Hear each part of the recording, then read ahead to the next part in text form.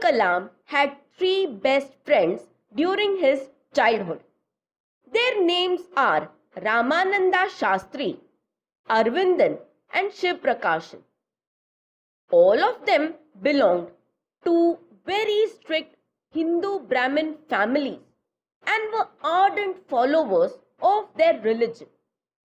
Though Abdul Kalam was from a Muslim family, all the children were so close to each other that they never felt they belonged to different religions. Religion was not a barrier in their friendship. When these three friends grew up, Ramananda Shastri took the priesthood of the Rameshwaram temple.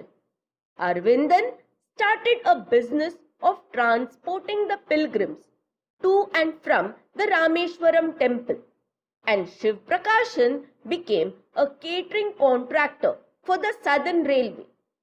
He was in charge of the catering for the railways. Whenever the Sri Sita Rama Kalyanam ceremony used to take place, Abdul Kalam's family used to arrange the boats for it. They used to make a special platform on the boats on which the statue of Ram and Sita were placed and transported from the temple to the marriage site, which was in the middle of a pond named Ramatirth. When he was growing up, he never thought that there was any difference between Hindus and Muslims, as they participated in the Hindu festivals wholeheartedly. Abdul Kalam says that they listened to stories from the Ramayana and the life of Prophet from their mother and grandmother as bedtime stories. So they listened to stories of both Hindu gods and Muslim gods. There was no differentiation on grounds of religion. As APJ Abdul Kalam belonged to a Muslim family, he used to wear a cap on his head, which identified him as a Muslim. His friend Ramananda Shastri, who was the son of the priest of the Rameshwaram temple, belonged to a Hindu Brahmin family and used to wear the sacred thread worn by Brahmins. When these children were in class 5, a new teacher came to their class. APJ Abdul Kalam recalls an incident which happened then. His new teacher could not tolerate that a Hindu priest's son was sitting next to a Muslim boy. He told Abdul Kalam to go and sit on the last bench as he belonged to a lower rank of the society. Both the children felt very bad. When Abdul Kalam changed his seat and went back and sat on the last bench, Ramananda felt very bad. Abdul Kalam still remembers the image of his friend Ramananda crying. It left a lifelong impression on Kalam of his friend's feelings for him. Both children went home and told their parents about this incident. And Ramananda's father, Lakshmana Shastri, called the new teacher and scolded him. He told him not to kill the children's friendship by putting the venomous discrimination of caste and religion into their innocent minds. Lakshmana Shastri was very clear in himself.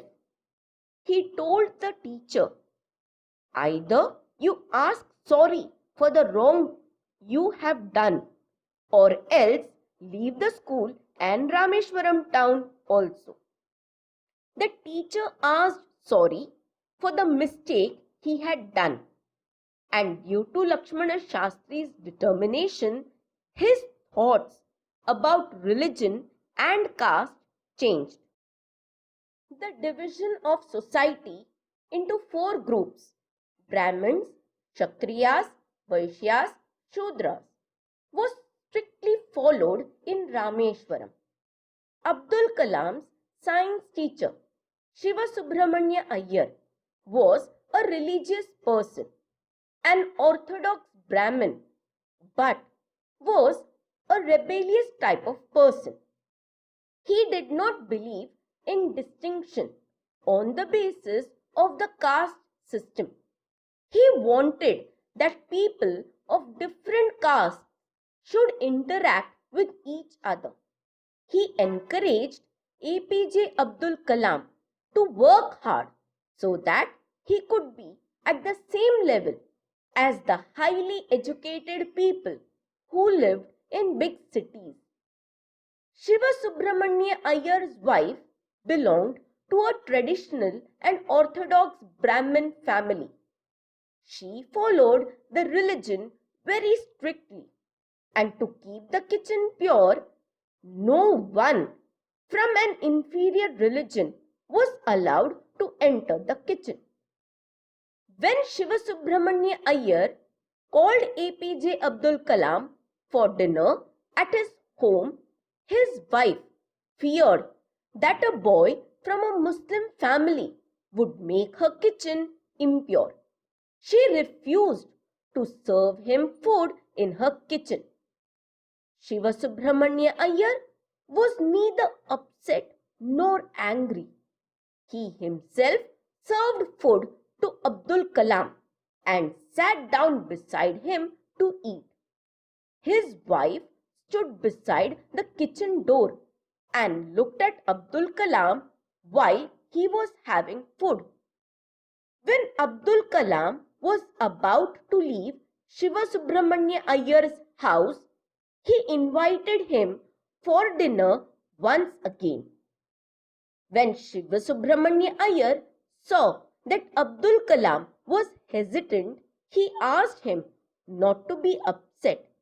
He added that if he had decided to change the system, to go against the norms of the society, he had to be strong and brave and confront the situation.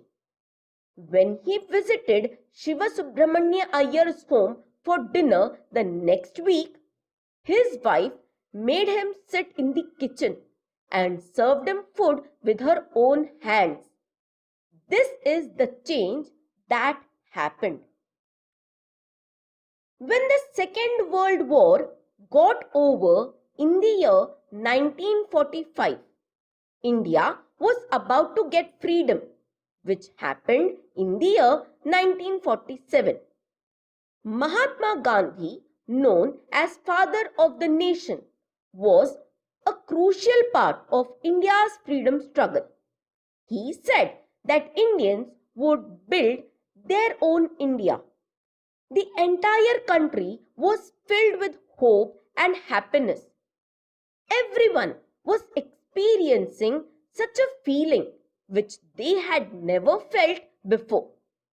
Everyone was hoping that now they would get their freedom.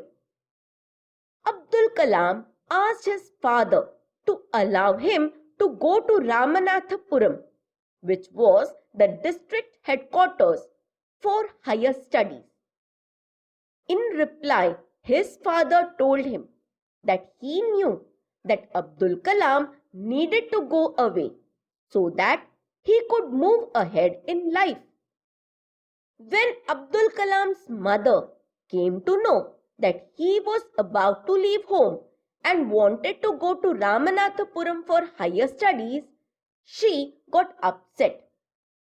Abdul Kalam's father tried to calm her down and told her a few lines from a famous poem titled Your Children, written by Khalil Gibran. He said that your children are not your children. They are the children of life. Don't think that you can rule your children. They are a result of life's desire for itself. They have their own thoughts. He asked her to give them freedom to fulfill their thoughts. So, children, with this, we come to the end of the lesson. Thank you.